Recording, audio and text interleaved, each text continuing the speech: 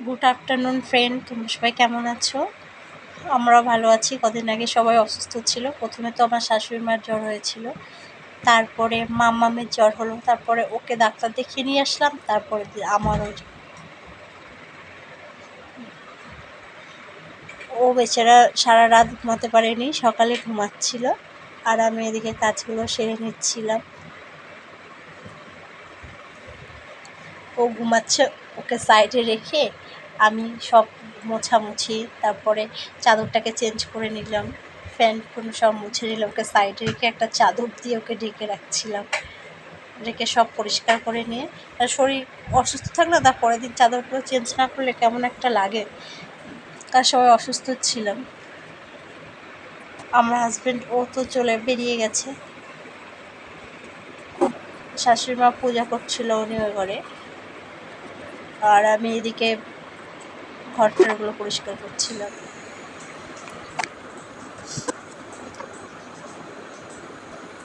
ও ঘুমাচ্ছে আর আমি মোছামুছি করছি। আমার চলে এলাম আমার রান্নাঘরে সকালের টিফিন বানিয়ে তারপরে আবার দুপুরে চালটাকেও ভিজিয়ে রেখে দিলাম, চালটাকে ধুয়ে।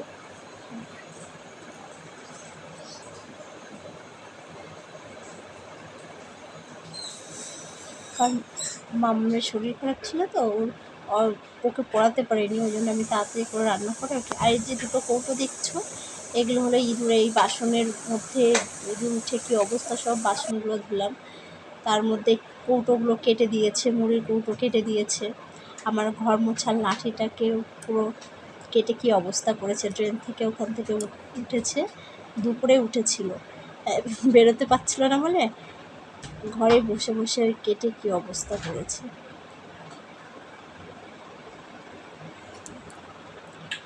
এই যে আমার রান্নাবাড়ি হয়ে গেছে, এবার সব মোছামুছি করে রাখবো।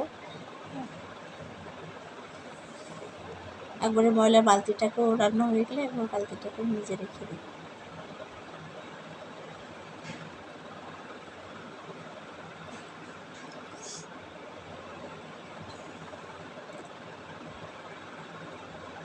সব ধুয়ে তাড়াতাড়ি করছিলাম, কারণ মাম্মামকে ও উঠলে ওকে খাইয়ে আর আমি ইয়ে করবো বলি। এদিকে উঠে গেছে, ওকে খাওয়াচ্ছি, ওকে খেতে দিয়ে আমি ওর সঙ্গে কথা বলছি আর এদিকে পরিষ্কার করছি। ও তো বক বক করতেই আছে খেতে বসে, আর খেতেই চায় না, শরীরটা খুব খারাপ তো ওই জন্য খেতেই চাইছে না। যা কিছু দিচ্ছি শুধু নষ্ট করছে, খাচ্ছেই না, মানে মুখে স্বাদ পাচ্ছে না, কোনো কিছু ভালো লাগে না। ওদের শরীরটা একটু সুস্থ হলেই লাফালাফি শুরু করে দেয়।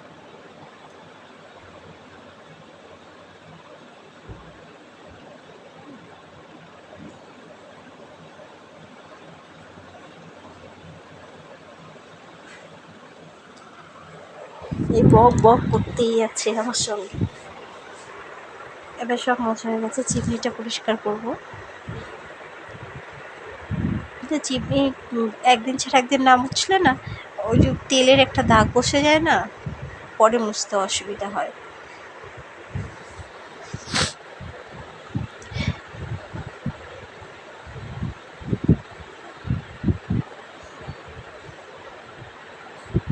ও খেতে চাইছিল না বলে আমি ওকে বোকা দিচ্ছিলাম যে সবটা খেয়ে উঠবে।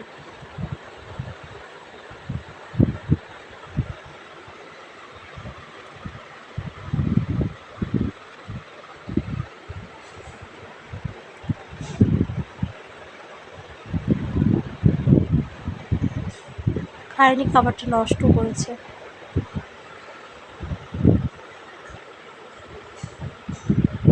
এই যে বলছে আমাকে একটু দেখাও, ক্যামেরাটা ওর দিকে দেখাটা ধরে আবার আমি চলে গেলাম ঘর বুঝতে। লাঠিটাকে তো কেটে দিয়েছে, ওই জন্য এবারে বসে বসে নাড়িটা দিয়ে গল্প হচ্ছে।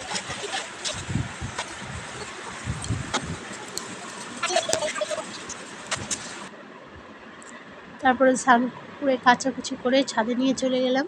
আমার হাজব্যান্ড থাকলে ওই মেলে দিয়ে আসে বেশিরভাগই। ওরে মামা আবার আমি দুজনে গেলাম, গিয়ে আমি মেলছি, ও ক্যামেরা ধরে আছে। তারপরে একটু ছাদে খেলা করলো। মেলা হয়ে গেছিলো। তারপরে একটা টিকটক করে তারপরে নিচে নেমেছিলাম আমরা।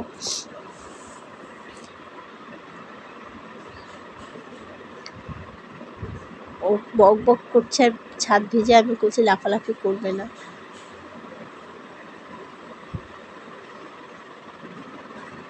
আর বৃষ্টি তো হয়েই যাচ্ছে তার মধ্যে। সব মেলা কমপ্লিট, এবারে চলে আসবো ঘরে।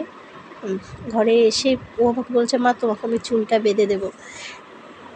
ও আমার চুল বেঁধে দিয়েছে দুটো সাইডে। ঠিক আছে, ও আমাকে চুল বেঁধে দিল। তারপরে মামা বই নিয়ে বসো, শরীরটা এখন একটু ঠিক আছে, একটু পড়াশোনা করে না। ওকে পড়তে বসিয়েছি, ওকে পড়াচ্ছিলাম, ওদিকে ভাত বসানো ছিল, পড়াচ্ছি আর আবার একটু ভাতটা দেখে আবার আসি।